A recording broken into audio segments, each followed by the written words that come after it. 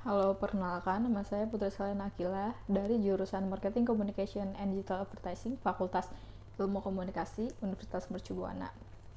Saya akan mempresentasikan ide bisnis saya untuk memenuhi mata kuliah kewirausahaan 3. Nah, yang pertama ini adalah latar belakang ide bisnis saya. Latar belakang ide bisnis saya adalah yang pertama budaya antrian. Seperti yang kita tahu, budaya antrian di Indonesia tidaklah begitu bagus, tidaklah begitu terstruktur. Karena masih banyak orang yang suka serobot-serobot antrian ataupun mereka banyak yang antri tapi tidak sesuai dengan garis antrian sehingga antriannya terlihat acak-acakan. Nah, terus yang kedua, pembayarannya masih tidak efektif karena dengan mengantri kita biasanya membayar menggunakan debit atau credit card atau enggak uang cash. Nah, alasan yang kuat untuk menjalankan bisnis saya adalah kita sekarang masih berada di tengah-tengah pandemik, yaitu coronavirus. Nah, dengan begitu, dengan menggunakan aplikasi saya, kita akan mendukung gerakan PSBB, yaitu physical distancing, karena kita akan mengurangi antrian dan akan lebih mandiri untuk melakukan check out belanjaan yang bakal kita beli. Terus di sisi lain juga kita mendukung gerakan PSBB karena kita hanya disarankan keluar untuk membeli bahan-bahan makanan atau kebutuhan hidup lainnya. Nah, karena Stoner bakal bekerja sama dengan toko retail di bidang FMCG, maka dari itu Stoner dapat digunakan di toko-toko retail lainnya untuk mempermudah pembelanjaan kebutuhan hidup dan bahan-bahan makanan lainnya. Terus yang ketiga ada bisnis model. Bisnis model Canvas itu terdiri dari 9 poin. Yang pertama adalah key partners. Pertama-tama Stoner akan bermitra dengan toko-toko retail di bidang FMCG seperti Alfamart, Family Mart, Lawson, Giant, Carrefour, dan Hero. Nah, untuk e-walletnya, Stoner akan bekerja sama dengan Dana, OVO, GoPay, Link Aja, dan VeryPay. Yang kedua ada key activities. Key activities yang pertama-tama kita bakal melakukan konsultasi dengan programmer bagaimana chart flow yang bakal kita jalankan nanti di kedepannya.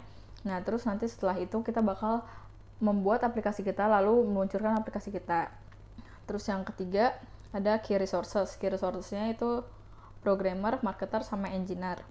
Nah, value propositionnya itu adalah yang pertama bisnis kita bisnis FMCG. Jadi FMCG itu merupakan barang-barang kebutuhan hidup yang paling banyak dikonsumsi oleh orang-orang ya, paling banyak dibutuhin. Terus yang kedua, belum ada aplikasi yang serupa dengan Stoner. Jadi Stoner ini merupakan sebuah inovasi.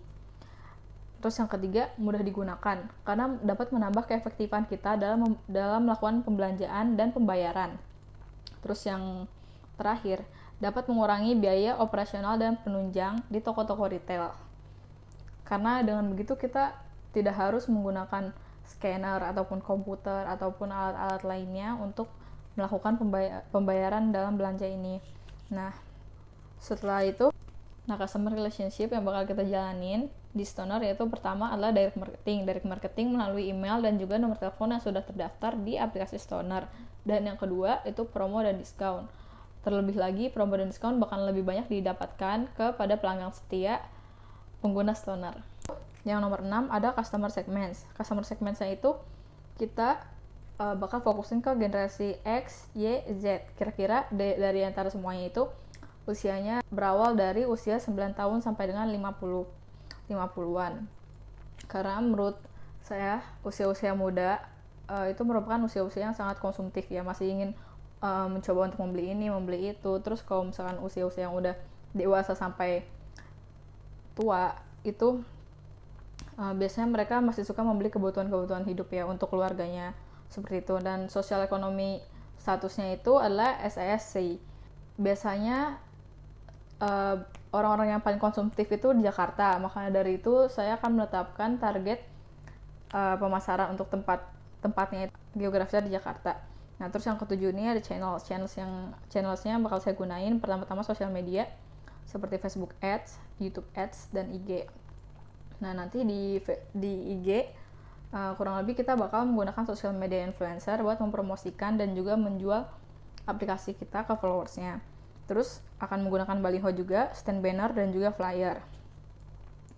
Untuk yang ke-8, cost structure. Biaya yang bakal kita keluarkan itu meliputi biaya operasional, overhead, dan promotion.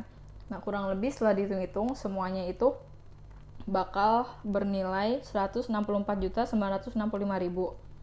Nah, revenue streams ini bakal kita dapetin 5% dari harga penjualan barang-barang retailnya itu per item, 5% per item.